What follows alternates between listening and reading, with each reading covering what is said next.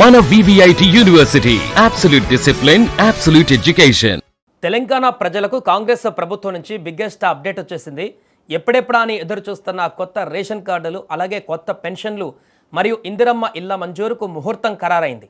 June 2న Telangana అవతరణ దినోత్సవం సందర్భంగా రాష్ట్ర వ్యాప్తంగా లక్షలాది మంది లబ్ధిదారులకు ప్రభుత్వం తీపి కబురు అందించబోతోంది.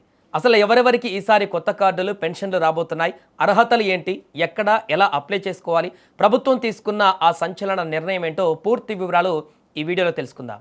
తెలంగాణలో కొత్త రేషన్ కార్డులు, పెన్షన్ల కోసం లక్షలాది దరఖాస్తులు ప్రభుత్వ పద్ధతులలో పెండింగ్లో ఉన్నాయి. ఈ నిరీక్షణకు తెరదించుతూ రాష్ట్ర అవతరణ దినోత్సవమైన జూన్ 2వ తేదీ నుంచి కొత్తగా 2 లక్షల మందికి పెన్షన్లు మంజూరు చేయబోతున్నట్లు మంత్రి గడ్డం వివేక్ అధికారికంగా ప్రకటించారు. గత 10 ఏళ్ల బీఆర్ఎస్ హయాంలో అర్హులైన వారికి పెన్షన్లు, రేషన్ కార్డులు సరిగా అందలేదని, తాము బడ్జెట్లోనే దీనికోసం ప్రత్యేకంగా నిధులు కేటాయించామని ఆయన స్పష్టం చేశారు.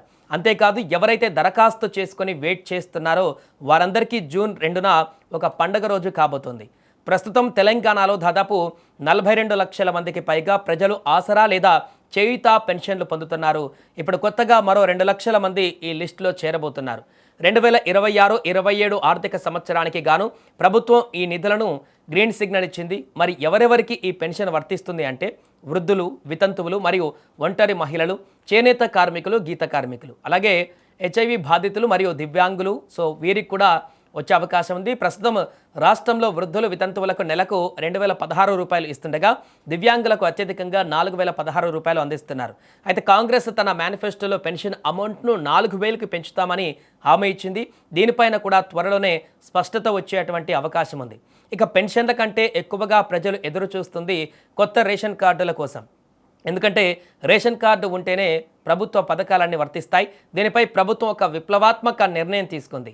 జూన్ 2న ఒకేసారి వేలాది మందికి కొత్త కార్డులు మంజూరు చేయడమే కాకుండా ఇకపై రేషన్ కార్డుల అప్లికేషన్ అండ్ అప్రూవల్ ప్రాసెస్ను నిరంతర ప్రక్రియగా మార్చబోతున్నారు. అంటే ఒకసారి డేట్ అయిపోతే అప్లై చేసుకోవడానికి కుదరదు అనే రూల్ లేకుండా అర్హులైన వారు ఎప్పుడైనా అప్లై చేసుకునేలా ఆఫీసర్లు ఎప్పటికప్పుడు వెరిఫై చేసి కార్డులు ఇచ్చేలా శాశ్వత కసరత్తు చేస్తుంది.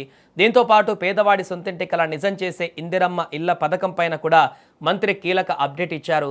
ఇప్పటికే మొదటి విడతలో మంజూరైన ఇళ్ల నిర్మాణాలు రాష్ట్ర వ్యాప్తంగా పూర్తవుతూ గృహ ప్రవేశాలు జరుగుతున్నాయని తెలిపారు. ఇక లబ్ధిదారుల డిమాండ్ మేరకు 2వ విడత ఇందిరమ్మ ఇళ్ల మంజూరు ప్రక్రియను కూడా వచ్చే జూన్ నెలలోనే ప్రారంభించబోతున్నారు. ఇల్లు లేని పేదలకు ఇది నిజంగానే డబుల్ ధమాకా అని చెప్పాలి. మరి ఇప్పటి వరకు పెన్షన్ కానీ, రేషన్ కార్డు కానీ రాని వారు ఏం చేయాలి? ప్రభుత్వం దీనికోసం ప్రత్యేక మార్గాలను ఇచ్చింది. మీ పరిధిలోని గ్రామ సభల ద్వారా లేదా జిల్లా కేంద్రాలలో హైదరాబాద్లో జరిగే ప్రజావాణి ప్రోగ్రాం ద్వారా నేరుగా దరఖాస్తు చేసుకోవచ్చు.